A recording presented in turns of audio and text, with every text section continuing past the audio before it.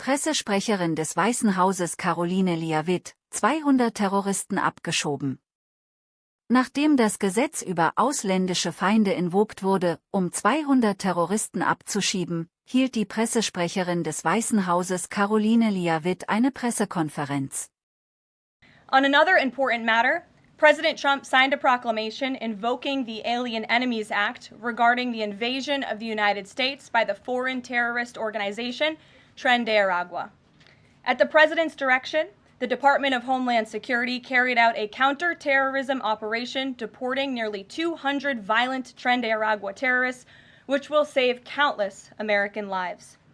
Thanks to the great work of the Department of State, these heinous monsters were extracted and removed to El Salvador, where they will no longer be able to pose any threats to the American public. Tren de Aragua is one of the most ruthless terrorist gangs in the world, and they are responsible for some of the most heinous crimes that have occurred in our nation's history in recent years, including the savage murders of beautiful Laken Riley and Jocelyn Nungray. President Trump promised Laken and Jocelyn's families during his campaign that he would demand justice for their beautiful girls, and that's exactly what he did. As the president acknowledged during his inaugural address on January 20th, he pledged to invoke this act, and he has no higher responsibility than to defend our country from threats and invasions. President Trump will continue his historic efforts to seal the border and prevent these illegal invaders from coming here in the first place. As the New York Times is acknowledged over the weekend, President Trump's policies are working. Here's how the Times summed it up. Illegal crossings at the U.S.-Mexico border are down to their lowest level in decades. Once crowded migrant shelters are empty. Instead of heading north, people stranded in Mexico are starting to return home in bigger numbers. The border is almost unrecognizable from just a couple of years ago, when hundreds of thousands of people from around the world were crossing into the United States every month in scenes of chaos and upheaval. This is the Trump effect in action. And again, those are the words from the New York Times. We didn't need a border security bill. We just needed President Trump. All of these actions taken together are contributing to a wave of optimism about the direction of our great country. According to brand new polling from NBC News, more registered voters say the United States is heading in the right direction than at any point since early 2004. Americans support President Trump's common sense approach that's getting our country back on track in record time. Meanwhile, the president's critics can't say the same. That same new NBC poll also found that the Democrat Party has reached an all-time low in popularity. It turns out when you let your hatred of President Trump get in the way of doing what is best for America, the people reject you. Who would have thought? Joining us today in our new media seat is Kelly Meyer. She is a White House correspondent with News Nation. News Nation started in 2021 and is one of America's fastest growing cable news networks with a focus on news for all of America. It's part of a larger ecosystem, Nexstar, which is home to News Nation, the political website The Hill, the broadcast network The CW, and local Nexstar stations. With that, kick us off, please, Kelly.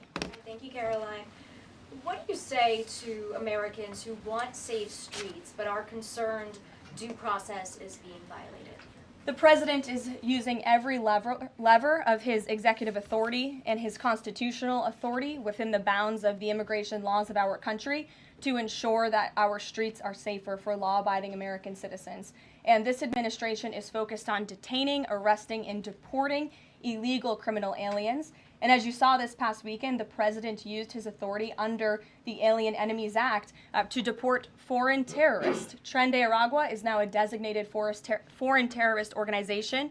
And as I said, there were nearly 200 Tren de Aragua members who were sent to El Salvador this weekend. Countless lives will be saved because of this action.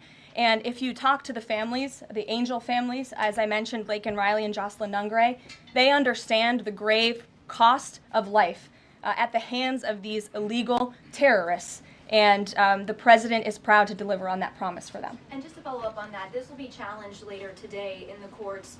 Does the president, does this allow him to defy the court order without having this the checks and balances and the separation of power?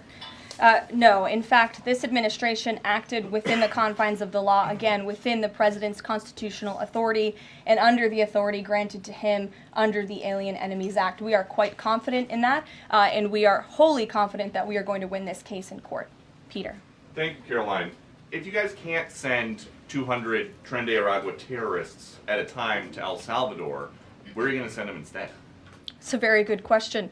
You'd have to ask the courts and the people on the left who are trying to fight this administration for doing the business that this president sought out to do, which is to deport these foreign terrorists. And we're very grateful to President Bukele and to El Salvador for accepting these heinous monsters where they will face justice. And if these guys are terrorists at war with the United States, is President Trump considering anything more lethal to address them than just sticking them on a plane somewhere else? Well, it sounded like you had a little bit of curiosity in the premise of your question, so I want to address it. These are designated foreign terrorists. The president signed a proclamation on February 20th, 2025, designating TDA as a foreign terrorist organization that was in consultation with the Attorney General and the Secretary of Treasury. That was pursuant to 8 U.S. Code 1189. The president has the right to do that. And I think nobody would argue that Tren de Aragua should be designated a foreign terrorist organization. If you want to have that argument, I'm happy to do it. These are heinous monsters, rapists, murderers, kidnappers, sexual assaulters, predators who have no right to be in this country, and they must be held accountable. And something different. There is now a member of the European Parliament from France who does not think the U.S. represents the values of the Statue of Liberty anymore. They want the Statue of Liberty back. So is President Trump going to send the Statue of Liberty back to France? Absolutely not. And my advice to that unnamed low-level French politician would be to remind them that it's only because of the United States of America that the French are not speaking German right now. So they should be very grateful to our great country. Kelly. Is the administration prepared to give the court what it wants in terms of the time of the flights that departed, that went to El Salvador, and some of those details that the judge is asking for in trying to determine the timing? Clearly, the 5 named individuals were not deported That's in right. compliance, but looking more broadly, wanting to know about the timing of flights and so forth, because the verbal order did say turn around the flights if there's an issue. So is the administration prepared to provide that information? I'm prepared to provide it right now. All of the planes that were subject to the written order, the judge's written order, took off before the order was entered in the courtroom on Saturday. And the administration will, of course, be happily answering all of those questions that the judge poses in court later today.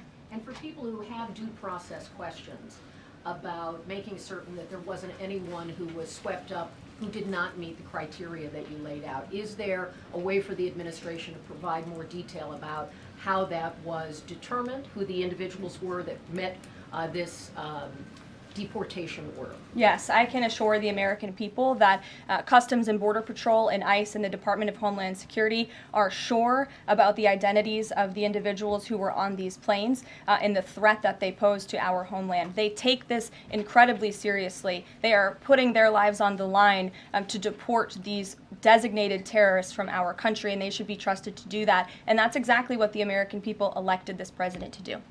Thanks, Caroline.